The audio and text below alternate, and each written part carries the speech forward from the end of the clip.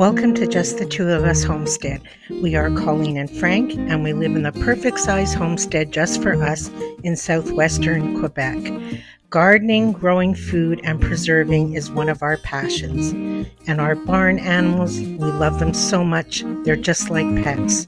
And we're so fortunate to be able to live our lives as we do. Each and every day is a blessing. Friends, we're going to spend the next couple of days together in the garden of what I like to call puttering in the garden. It's my absolute favorite thing to do. Once all the planting is done and all the time deadline things are accomplished, I can just take my time and play with all the plants and do all the things. And always the tomatoes take a great amount of time, but I enjoy every second of it. Here I am just tying up all the branches, which always need doing. And when we planted the tomatoes, I forgot to put in eggshells. I always keep our shells from the chickens. I bake them, and I always put a good handful in when we plant the tomatoes, and I forgot this time. So better late than never. I'm just taking a screwdriver here and digging a deep hole with my little helper here. And I'm just going to take a couple of tablespoons of the crushed eggshells and put them down in the hole. And then later on that day, I came back once they were all full and gave them a good watering. Better late than never. I don't know if it's too late, but I figure the calcium can't hurt them at this point. They're not finished growing anyway, so it can't hurt.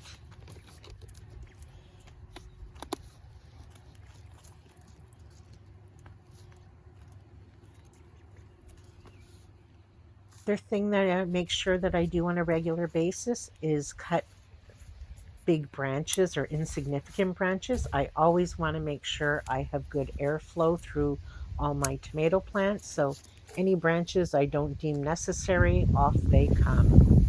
Now, a lot of people say you don't get volunteer plants when you have the woven weave fabric, and you're not really supposed to if you lay it properly, but I often get volunteer plants. I have kale, I have tomato plants, and this guy here has about 5 plants in that one little spot. I might let him grow just to see what he is, but this little guy here isn't near any pole or anything, so unfortunately I have to pull him up. But I do get volunteers. And of course, cutting off the suckers, they're always there, but that's a sign of a good, healthy plant. So I don't mind cutting them off. And actually, towards the end of gardening season, I kind of just let them go. So just tying up the final branch here. And another thing I'm doing this year is spraying my clippers with alcohol constantly. I had blight so early last year. And here's the mess, the aftermath, and my little friend just hanging out with me. So I do quite a cutting there, but it's good for the plants. I don't cut them back that often. I also make sure no branches are hanging close down to the ground. And these are the volunteer potatoes in my carrot bed, and I just love the flowers on them. I think they're so pretty. It's too bad they don't last longer than they do because they're absolutely beautiful.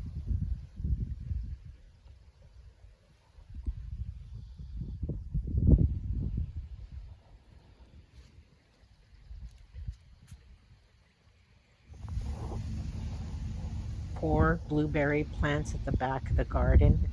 I did a big weeding on them. I didn't think it would come up as easy as it did, but my goodness, the poor things. Look at the before and after. And there's tons of blueberries on them. I don't know how because they were just smothered in weeds, but look at all that. I felt so bad for them, those poor plants, but they're still giving.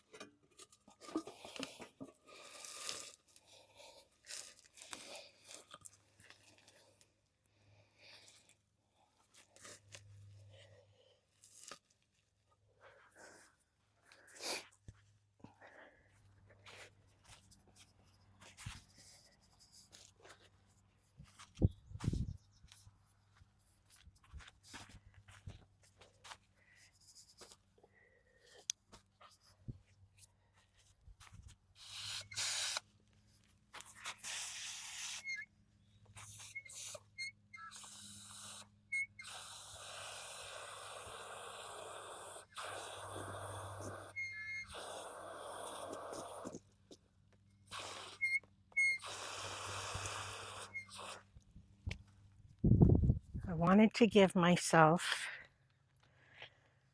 a little piece of paradise, which my garden already is, but just a little corner of, I don't know, like a little sanctuary for me. I don't know if this is going to work because it's a very shallow bird bathy thing, but we're going to give it a try. Because there's not many places in the garden where it's going to get full sun on the thing. And I can put different little heads on it. If I put anything that goes too high, the wind's going to blow it. So I might just put like this thing on it. Let's see. Oh, that didn't work. Oops. Oh no, it's wetting. That didn't work. See, look, as soon as I put my hand in front of it,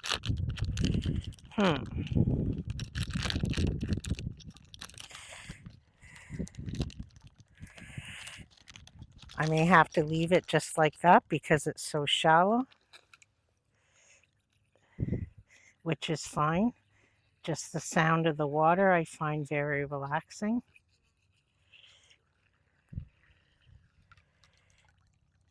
There, how about that?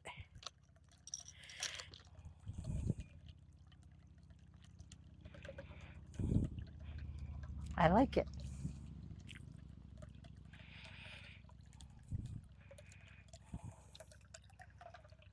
Yeah, I like it. I'm out here every day watering something or other anyway. So if this runs low on water, I'll just top it up. And I put these planters are petunias and zinnias that I grew from seed.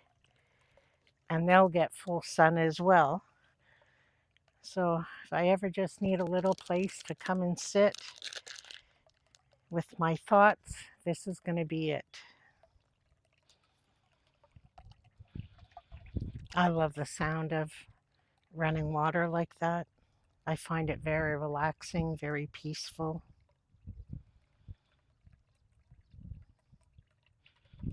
It may sound louder to you guys than what it actually is, but it's very calming.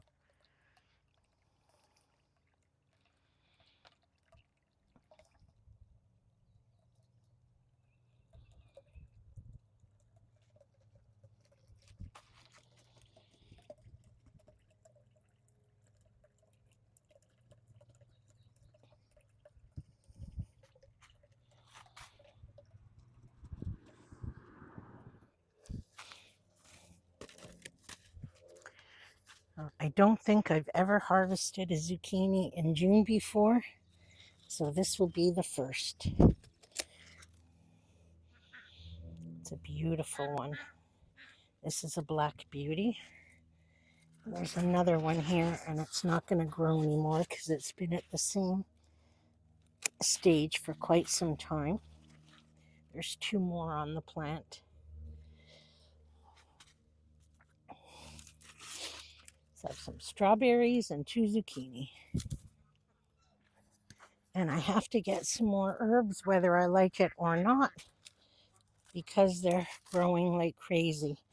Not the rosemary, but definitely the oregano and parsley. Something's trying to get at the basil.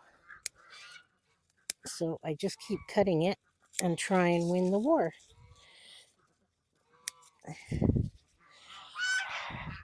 See, there's a few leaves eaten.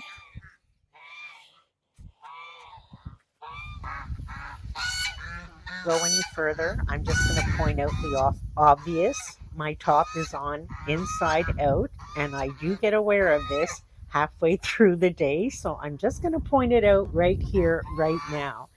So obviously we're just tilling our potatoes here. This patch is doing the best in our garden. It was planted the first. We have a whole other big patch at the back of the garden that's not doing quite as well.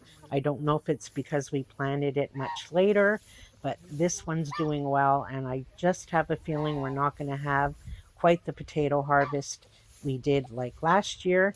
And of course, the chickens are loving the hay as always, and they're sad they can't come in, but too bad, so sad. So we're just going to hill it up on the inside as well, and it's a bit windy as you can hear, or maybe you can't, I don't know at this point. I'm not a fan of doing voiceovers, but I lost the little fluffy hat thing that goes on my microphone, and Frank just found it today, so I couldn't use my microphone on this day because all you would have heard was the wind anyways.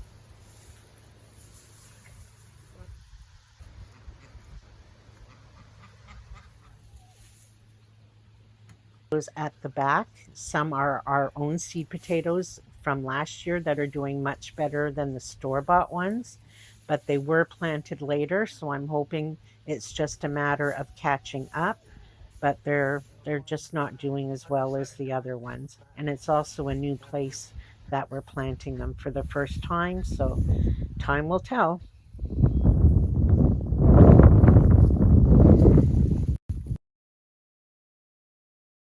I'm just thinning out our second bed of carrots. These ones got planted much later, but you'll see in a few seconds how, as I get to the middle of the bed, I guess when I'm planting, I get a little heavy with the seeds because they're very, very heavily planted. And just a little note, I hope you stay tuned to the end of the video because I'd like you to hear what I hear when my own animals are even quiet. The beauty, the peace, and the quiet that I get to enjoy on a daily basis is just heavenly.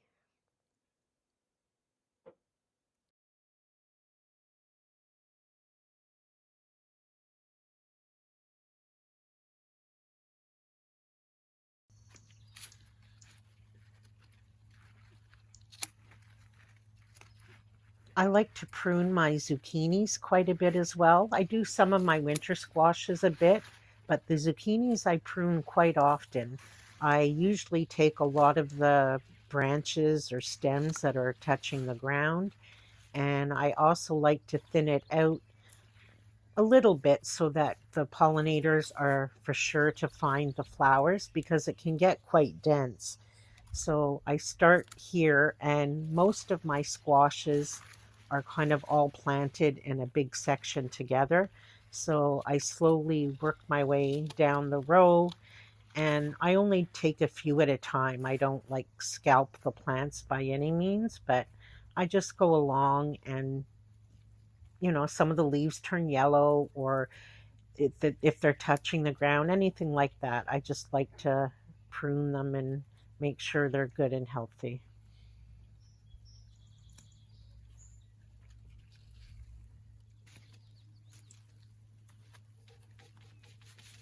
This is something I'm totally obsessed with.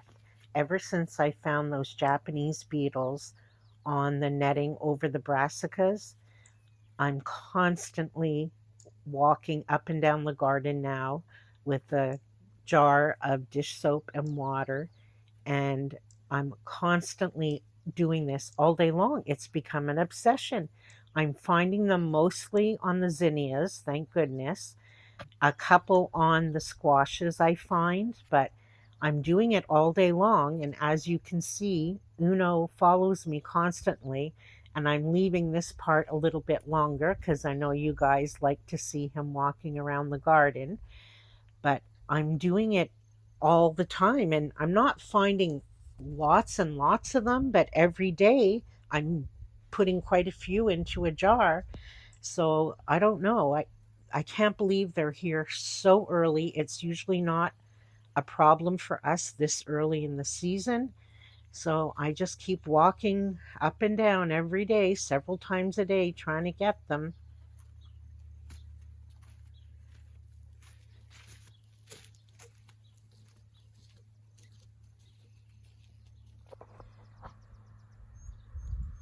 This isn't coming across as well as I'd hoped it would.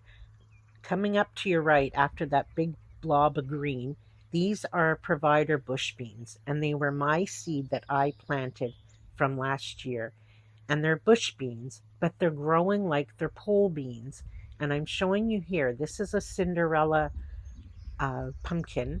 And I'm thinking maybe because the bush beans think they have something to kind of like grab onto and grow big. To the left are strike, but to the right, these are provider bush beans, but they're growing like they're pole beans. And at the very end are some yellow wax beans, and they're doing the same thing. They're all putting out runners like they're pole beans. And speaking of pole beans, these are beautiful purple pole beans that a friend gave me these seeds. I've never grown them before, and the flowers are just stunning. I almost hope they don't turn into beans because I'm just enjoying the flowers so much. It's a bit shaded here, you can't really see, but they're just beautiful. And the color of the green leaves. And then finally, some of the zinnias are starting to blossom. And all my tags got mixed up, so I don't remember which are which because some of them are new to me this year. And Mother Nature always makes the most beautiful bouquets with all the squash flowers. They're just starting, all the zinnias, and I love them all. I can't pick a favorite. Look at that beautiful squash. I think that one's a blue Hubbard.